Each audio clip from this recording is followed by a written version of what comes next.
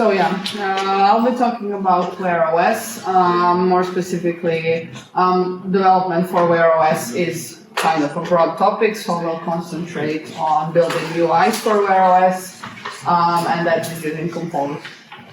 So recently I actually had an opportunity to work on a production project which has a mobile app, but then also a Wear version of it.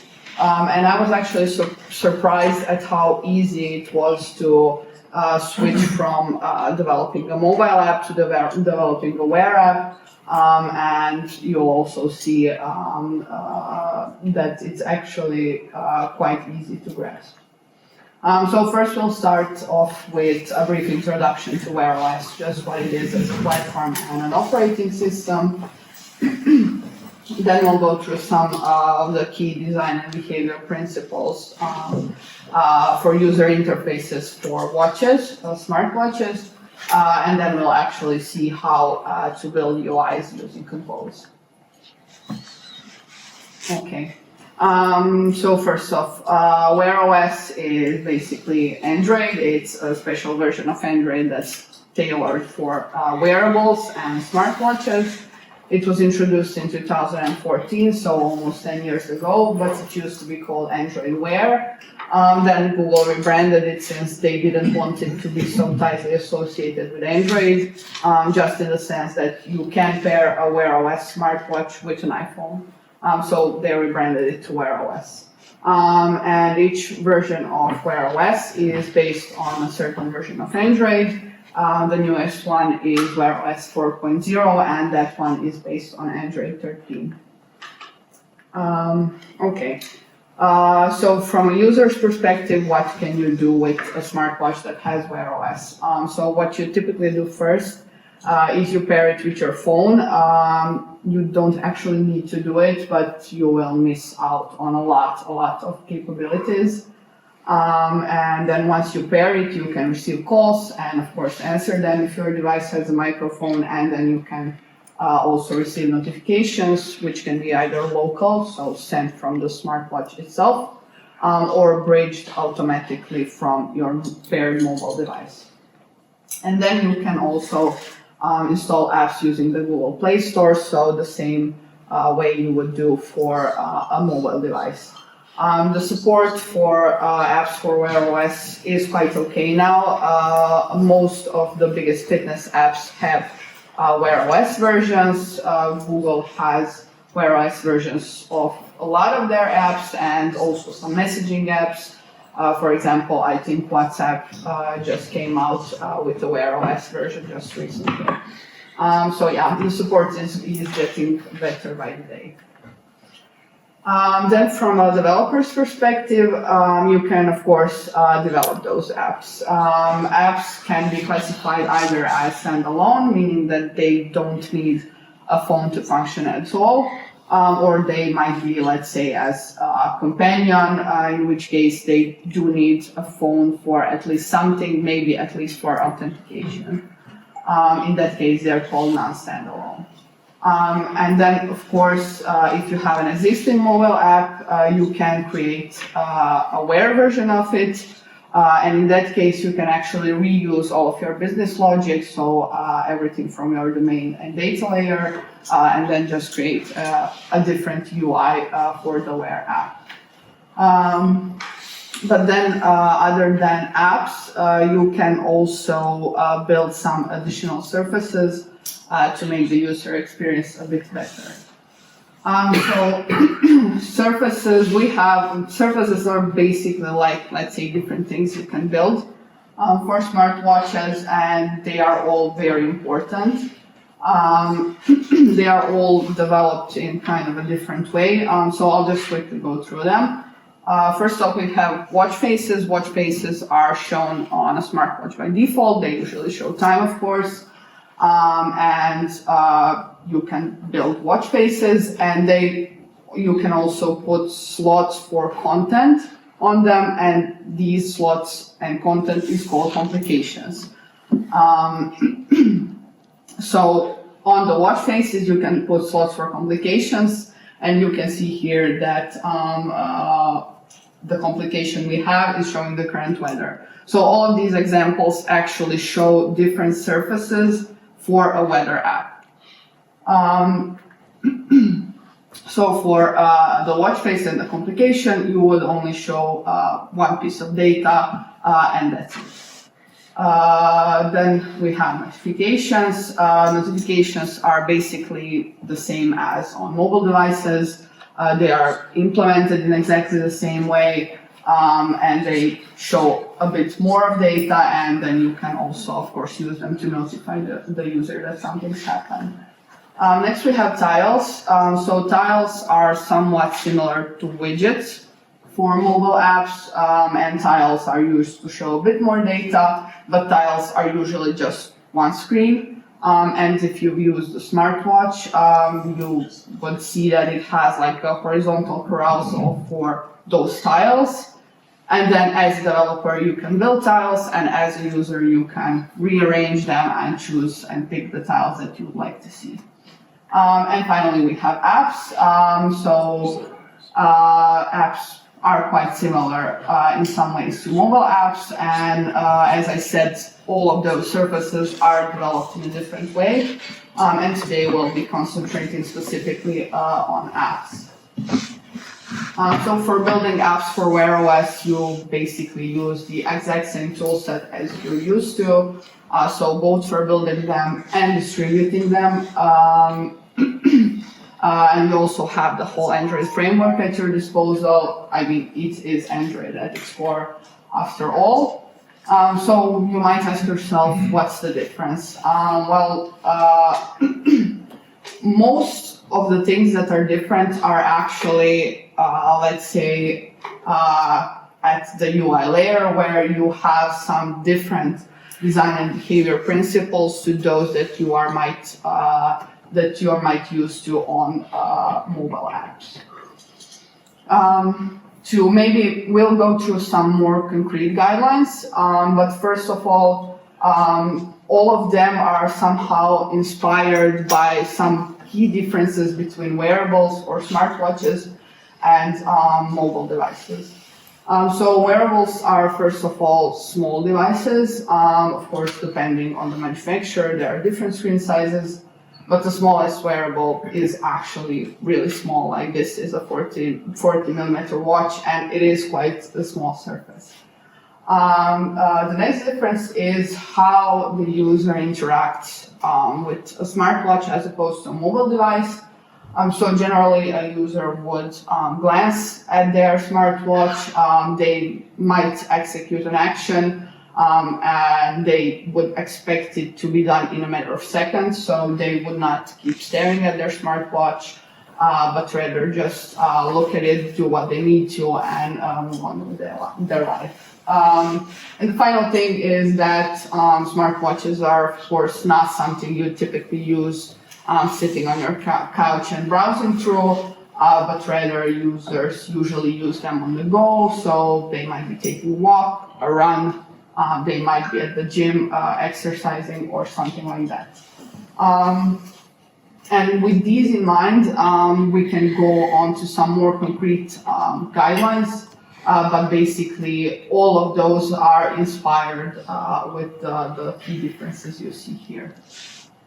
So the first thing to keep in mind when you are developing Wear OS apps is focus and simplicity.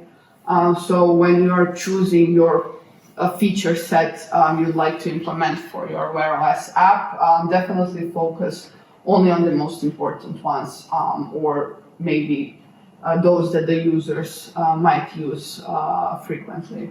Also, if you want to develop a Wear version of your existing mobile app, don't just migrate the whole feature set, but rather choose a subset of the most important features. Then for navigation, try to avoid creating complex hierarchies, meaning that features should be buried several levels deep in navigation, because then it might take users some time to execute the actions they want, they would become annoyed, and it's just better to keep it as simple and shallow as possible. And then for layouts, Best types of layouts to use on smartwatches are vertically scrolling ones, just because they're the simplest to use. Depending on your use case, you can use horizontally scrolling ones, of course, but do try to avoid having scrolling in both directions, since that's really difficult to use on such a small device. Then for some other even more concrete guidelines, you should always, for any Wear OS app that you develop, you should use a black background. Of course, for the reason of lower power consumption, and this is actually one of the app quality guidelines, which would make, if you didn't follow it, it would make your app rejected from the Play Store. So it really is important. Navigation works a bit different on smartwatches. So for system navigation, you have usually a physical button, but then you also have a typical way to navigate is by using swipe to close, so left to right to close, which is somewhat similar to gestures on mobile devices. But the difference is that here it's not system navigation, but you need to implement it yourself, which we'll see in just a moment. The next thing that maybe is not mentioned so much when talking about mobile devices is the importance of haptic feedback or vibration.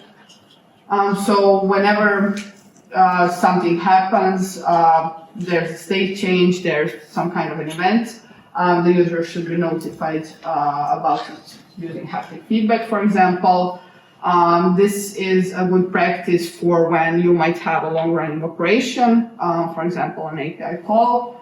The user might tap a button or whatever, which starts the API call, and they might lower their hand and stop looking at the watch.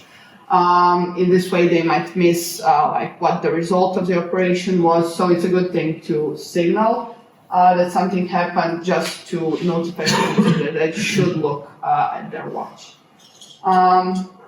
And the final thing that we don't have on mobile devices is to provide rotary input support for essential actions.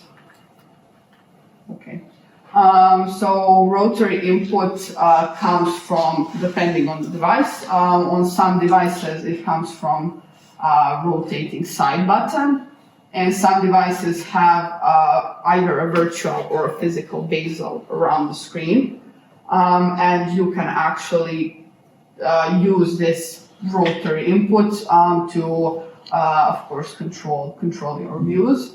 And it's really important to add rotary input support for whenever you have a scrolling screen. The user should be able to scroll it with rotary input, and then also for value pickers or adjusting values, as we see here with an example of choosing the volume. Okay, and the final thing that we have is that you're probably used to dealing with devices of different screen sizes, but now we also have different screen shapes. These four were taken from the documentation as something that, like the different buckets you should, let's say, design and test on.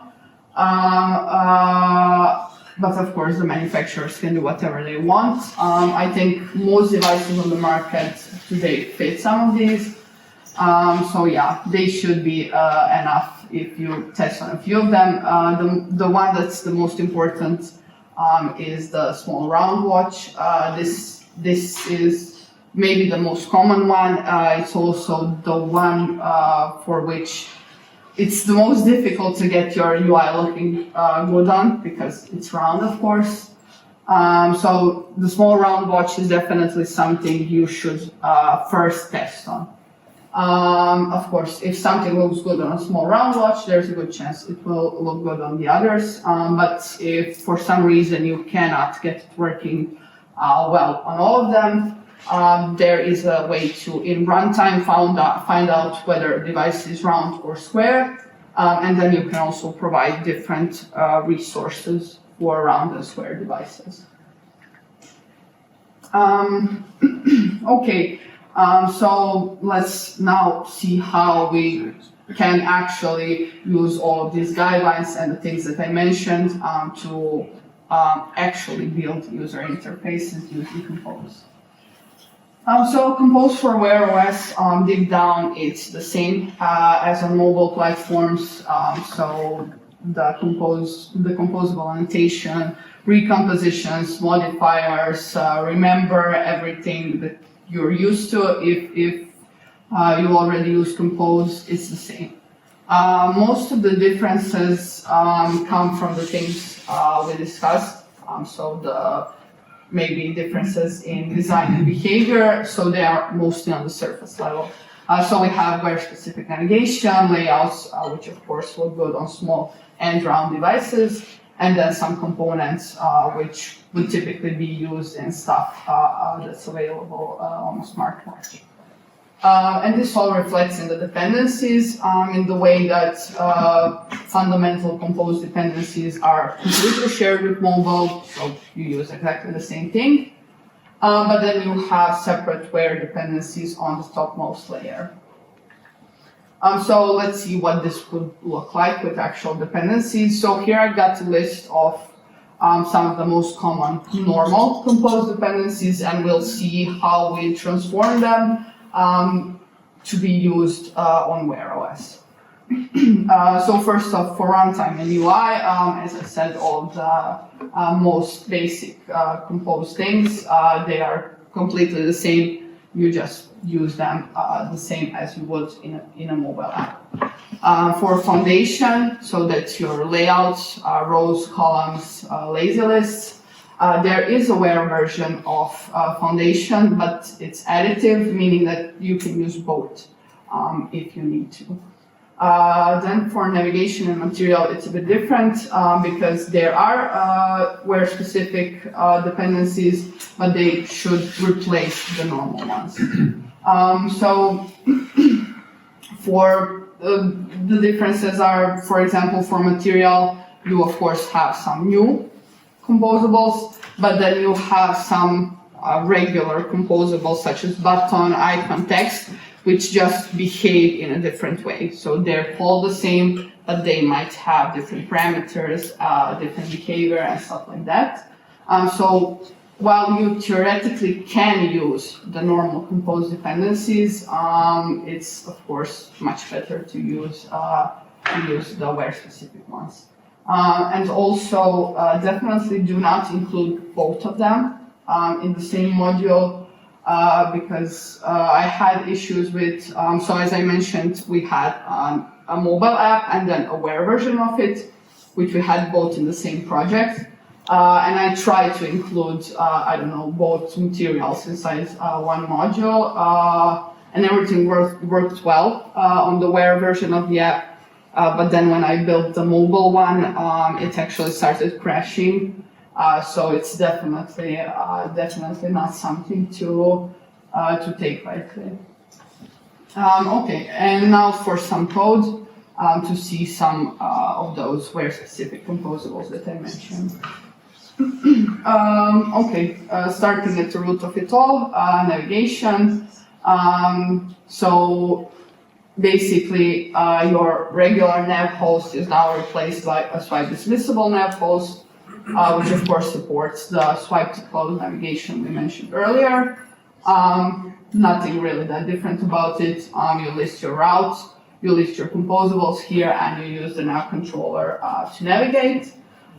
Here I just made two simple screens, login and settings, and then a button which navigates to settings. And here you can see what it looks like when the user taps on this button. So the settings screen is opened and it can be swiped to close.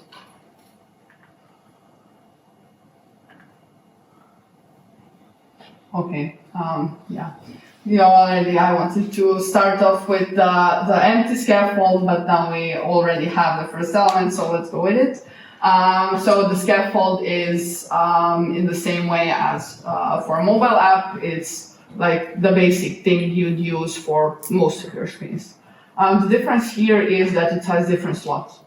So for mobile apps, here you would have your top app bar, the floating action button, which are all things that do not exist in wearable world. So you have some kind of different slots. The first one that we have is this vignette. You don't see the difference now, but if we go back, so it's just a regular screen, and then once we add a vignette, it's actually like this kind of a shadow around the screen that is typical for Wear OS apps.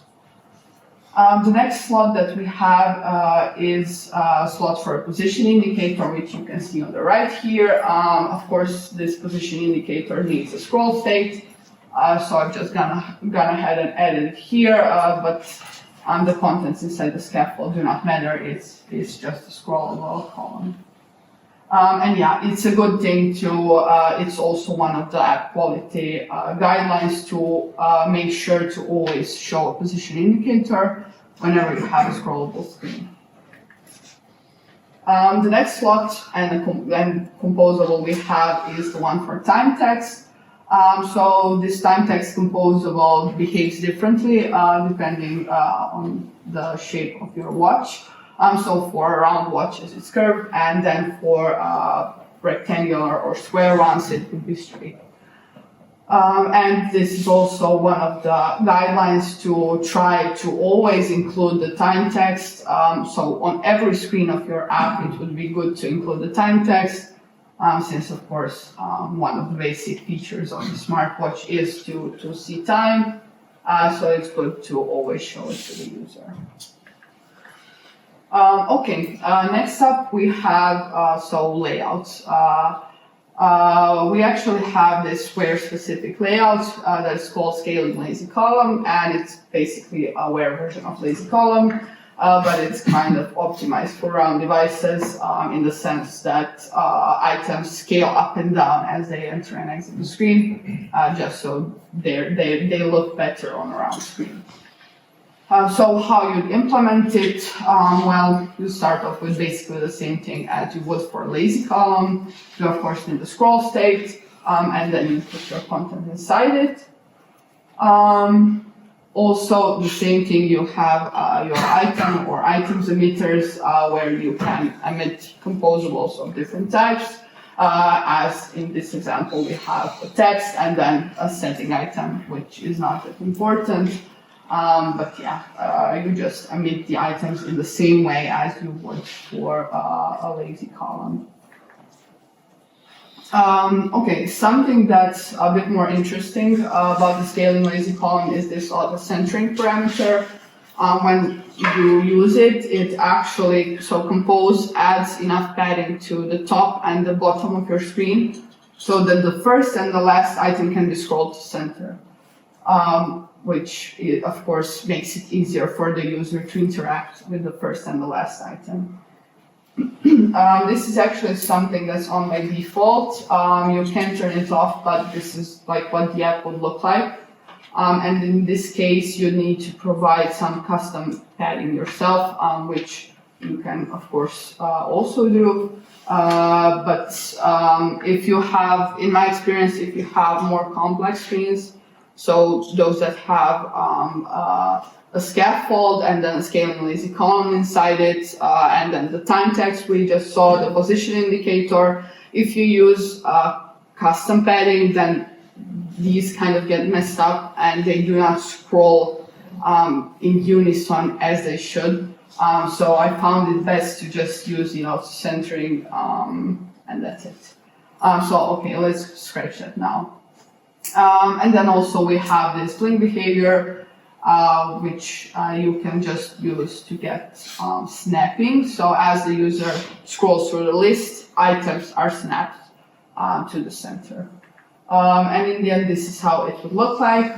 So it's a scaling list, so the items are scaled down as they exit the screen. And then you can also see that they are snapped, items are snapped to center as the user scrolls.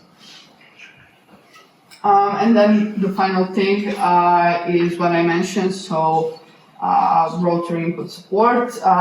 With this modifier, you can add it.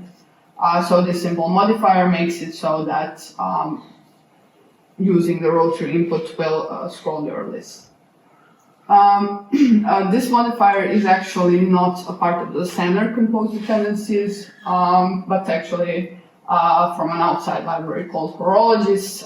And if you've used compose, this is basically the same as a componist.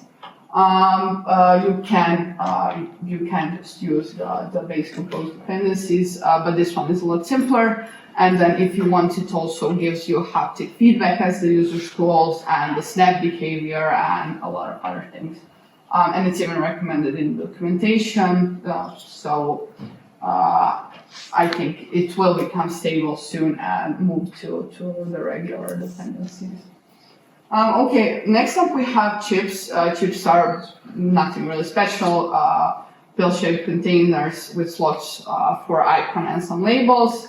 But they are kind of important because they are something you'll regularly see on all different kinds of lists for Wear OS. So whether the list items are interactable or they might just show some data, chips is typically or regularly something you'd use to build those list items. And then you also have these kind of toggle chips. We just have another slot for control. Next up, dialogues. Dialogues are really similar to what you find on mobile apps. So they are shown on top of any other content, but the difference is that of course, there's not as much space, so they occupy the whole screen. Dialogues can be used by themselves, but we also have two composables that we'll see in just a moment that are specifically built for it, which are the confirmation and the alert composable. So starting off with the basic dialogue, nothing much to see here. You have a dialogue state, and you'd put any kind of content that you want inside the dialogue. But as I said, we have some composables that work especially well with it. And the first one is this confirmation composable, which is used for when you just want to signal the user that something went okay, there was a success, nothing really that important. Since this confirmation composable has a timeout, after which it disappears, it fades out. And this is what it would look like. So it appears when the user taps on a button and then just disappears after the timeout. Then we have an alert, which is basically the same thing as for normal compose. So you have slots for title, negative, positive buttons, and then of course content. And this is something you'd use when you need some additional input from the user, maybe before a destructive action or something like that. And this is what it looks like. So this is the way in which things are positioned. And of course, if this middle content is quite small, as it is in this case, the user will be able to immediately see both the positive and negative button without scrolling. So that's a great thing, but of course, if you need to show some more content, maybe some longer text, that's also possible. Of course, we have a lot more composables, so this is, the ones we saw were some of the most basic ones, so ones you'd use in most any app, and there are a lot others which are maybe more specific for certain use cases. So we have horizontal pagers and then horizontal position indicators to be used as, let's say, layouts.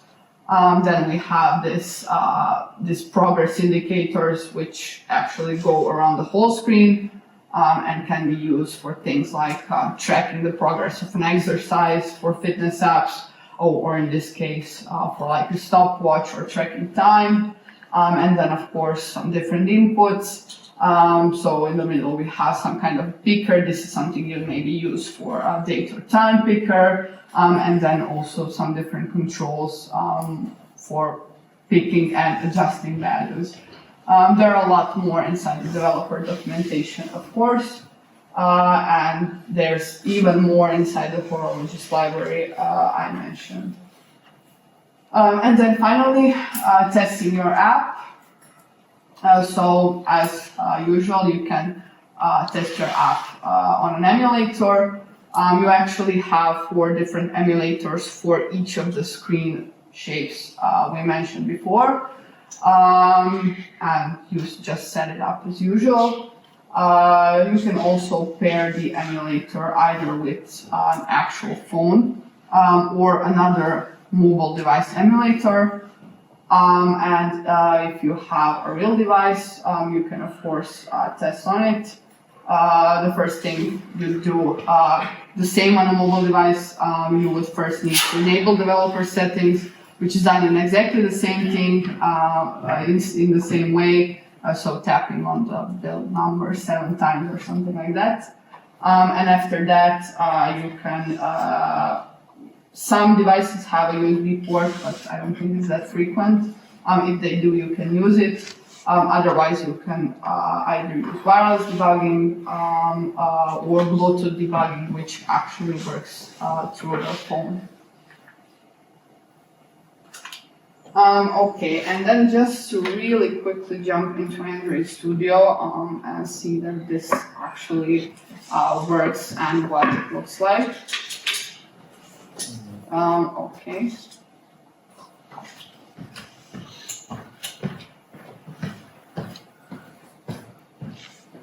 Okay, so here I've got an actual device. It's connected to Wi-Fi.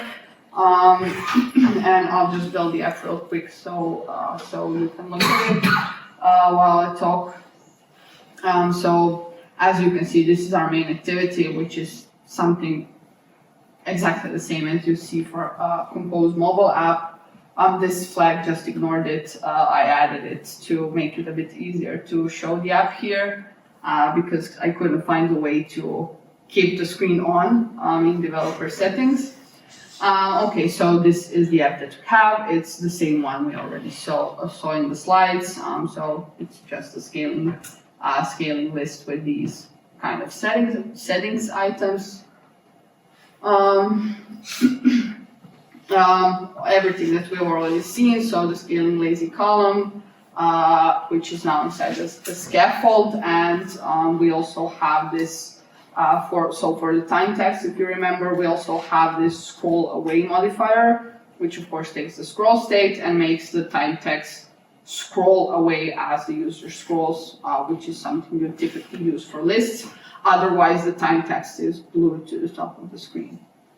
Then we also have this rotary support, so I'm not sure that you'll actually be able to see, but so this watch does not have a physical button or a bezel. It has a virtual one, and you can use it to scroll the list. It also gives you haptic feedback as you do so. Previews, exactly the same, just maybe I think you can do this in normal projects as well. So not for Wear OS, but it might be useful to use this device for small round watches, just so that your previews look a bit better, because otherwise they don't really make sense and don't even look similar to what they will look on a real device. And then for this like item, which is clickable but of course doesn't do anything, I used the chip that we also saw. So nothing really special here. Also, we have the preview, and yeah, that's it. That's how the book behaves in the end. It's mostly what we've already seen, but let's say somehow combined together.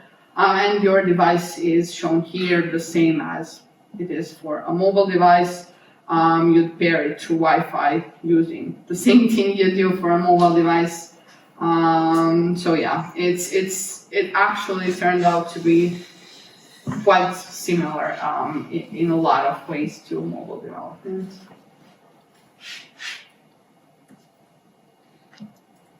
Okay, and yeah, that's it. Questions? I have one question. I mean, maybe not so related with the presentation, but at the start you showed us like the watch faces and these complications. Okay. Do you maybe know how like apps can provide data for the complications? So like then can any developer just use any complications from any apps or? Yeah, so first you would build like a watch face in which you would put these slots, and then you could also build these like data to provide to these slots. And then the user would be like, they would first pick a watch face, and then they'd like tap on a complication or whatever, and then they'd be able to choose from a list of data providers, among which would be your data provider for your app, if that makes sense. So yeah, you can build data that can be shown on a watch face complication. Well, thank you. How does communication with your own mobile app work? How do the two communicate? So there are a lot of things that you can use. For example, for permissions, a smartwatch deals with permissions in the same way as a mobile app. So if you needed to use notifications, there is a native dialog that you can use for a smartwatch, and it's implemented in the exact same way. But then you can also open the permissions from your watch on your phone, and things like that. So it's not just for permissions. You can, let's say, open an app from your watch on your phone. That's an intent or data API layer, right? Yes, through an intent. So Yeah, but I meant his question. sorry. For example, I don't know, I have to authenticate or invoke some API endpoint and get the result of the watch.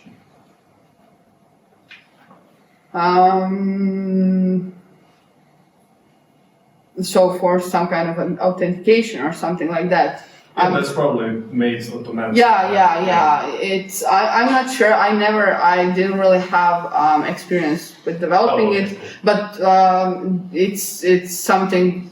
It's maybe something you'd most often do. So maybe it's really rare to have authentication on if you have a mobile and aware version. It's most frequent that you just do authentication through the phone app, or through maybe if you have authentication to the web or something like that, but on the phone, simply because it's difficult to use the keyboard on a watch. So it's something that's frequently used. Yeah, but I think there is, maybe if I remember, there is a data API layer, so you can use to communicate between Wear OS and the app or device itself, so you can share credentials, right? Yeah, I'm not sure about that. There are ways to, let's say, pair your app and phone to make them companion, so that one can, let's say, manage the other. I'm not sure about the data API layer. I need to look it up a bit more, and then I could get back to you. Maybe a sub-question related to this one, right? You can also have an Android watch paired to an iOS phone, right? Yes, The yes. communication should still take place. Does that mean that I do a intent on the watch and that it triggers the app there, or that part? Yeah, that should not work. I actually never tried it. Well, of course, the functionality for a Wear OS watch is limited when you pair it to an iPhone, but I never actually really tried it myself, like what kind of limitations it actually has. So yeah, there are limitations and stuff that probably would not work as if the watch was paired with an Android device. I've never tried it. It's like since Frankenstein. Yeah, I mean, Yeah, I was working with Wear OS 2.0, and then it really looked like everything is going down because Garmin had their own, Samsung had their own. Yeah, so it was I think. deprecated. Mhm. And back then there was this data layer API, and there was a difference between standalone app that you could install on the device, or you had a companion app, so that would be bundled actually into your main app, and as you run it, you can then basically just display on the phone what you want from there. Yeah, okay, makes sense. So now these, I also mentioned like standalone and non-standalone apps. And now it's the same thing, like it's built in the same way. You basically just have a flag in the manifest that denotes whether it's a standalone or non-standalone app. And I guess it has some differences on how it's shown in Google Play Store. But yeah, also I actually wanted to include some market shares, but couldn't find them.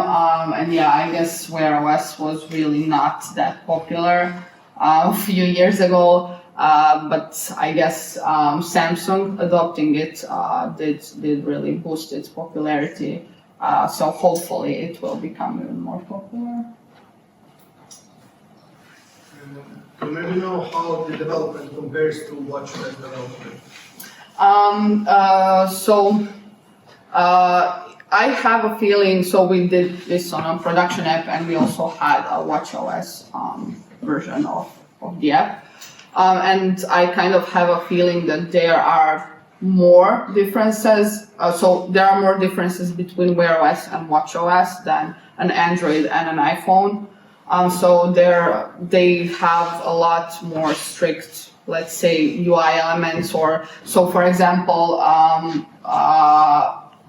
a developer that was working on some kind of screen, and they were actually trying to implement like an X, like a back button to like for navigation, and they struggled to implement it themselves. But then they realized that this is something that's native for, I don't know, WatchOS 10. I have no idea like what the versions are. So it's kind of very strange to me, like how WatchOS differs from version to version. That's not the case for Wear OS. And then also WatchOS seems to be a lot more strict. So for example, this back button is like something that you need to use in that way. You do not have any freedom. But then on Wear OS, it's a lot more similar to Android, where you can do whatever you want.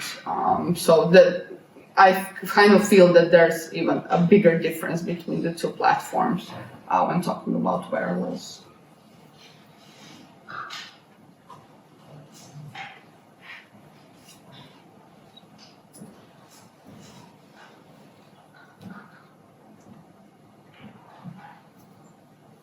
Any guess?